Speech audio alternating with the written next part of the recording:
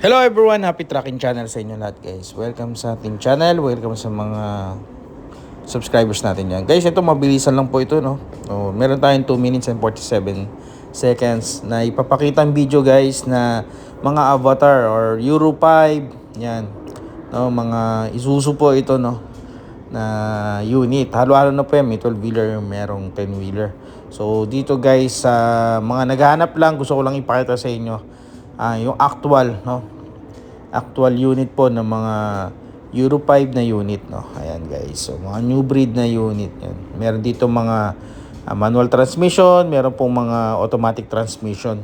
So ito muna, tong nagagandahan ako dito, no, sa naka-recon na unit, no. Kapag hindi chrome, medyo mas mababa, and then medyo mas mababa kapag yung mga automatic transmission, no. Pero guys, yung mga automatic transmission na mga ganitong klaseng unit, hindi po pangit, no? Ang katotohanan po niyan, maganda na po, no? Hindi po siya yung kagaya ng mga automatic na nakasanayan natin. Ito po yung mga Euro 5. Magaganda na po hawakan to. Hindi po siya sirain, no?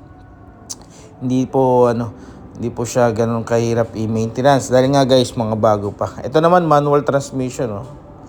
Ayan, manual transmission. Merong iba mga manual automatic with clutch, and may okay din yun guys, no? Basta mga Euro 5 na ganito, no? Euro 6, yan, Euro 7, magaganda na guys mga automatic clutch, no, na unit, no? Dahil nga imagine niyo guys, napaka bago pa nung kanyang mga materyales, mga piyesa.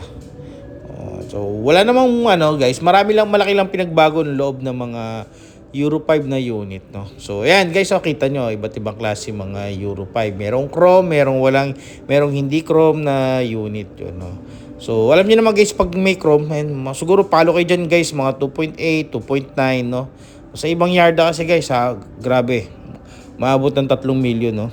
So syempre, depende, no, paano nila bibitawan yung unit sa inyo, paano nila ibibigay, paano nyo pagkakasunduan yung unit.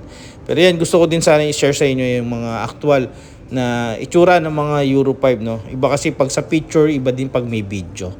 So hopefully sana na-appreciate nyo tong video na to. Mabilis ang video lang to. So maraming salamat guys.